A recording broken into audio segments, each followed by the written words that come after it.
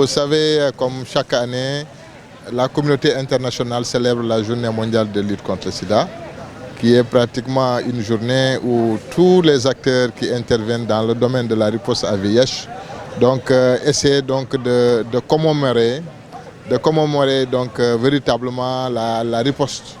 Donc cette année-ci, comme vous le voyez, ce qui est prôné comme thème, c'est un peu l'égalité d'accès aux soins, mais également à l'information, qui sont dépliés pour pouvoir pratiquement vaincre le VIH de par le monde.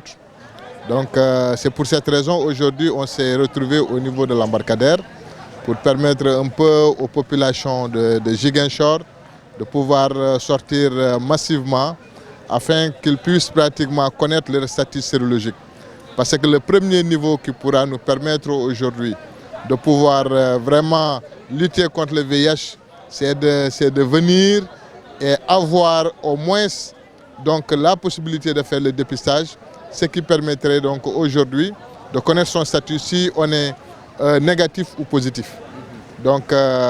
Actuellement, nous savons tous qu'il y a eu des avancées significatives en matière de recherche pour le VIH. Aujourd'hui, nous disposons des médicaments qui permettent vraiment à la personne de pouvoir vivre positivement avec la maladie et continuer tout ce qui est pratiquement projet de vie. Voilà un peu ce qui nous a réunis aujourd'hui ici au niveau de l'embarcadère pour permettre aux gens de pouvoir un peu célébrer la journée mondiale de lutte contre le sida qui est toujours célébrée le 1er décembre de chaque année.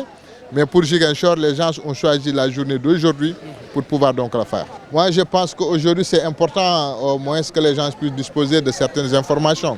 Nous savons que le taux de prévalence est faible au niveau de la population générale au Sénégal, mais nous notons qu'il y a des disparités au niveau des régions, particulièrement au niveau des régions sud. Vous prenez la zone sud, c'est compte tenu un peu de la situation transfrontalière avec des pays où le taux de prévalence est élevé. Actuellement, pour ce qui est de Ziguinchor, nous sommes à un taux de prévalence de 1,5%.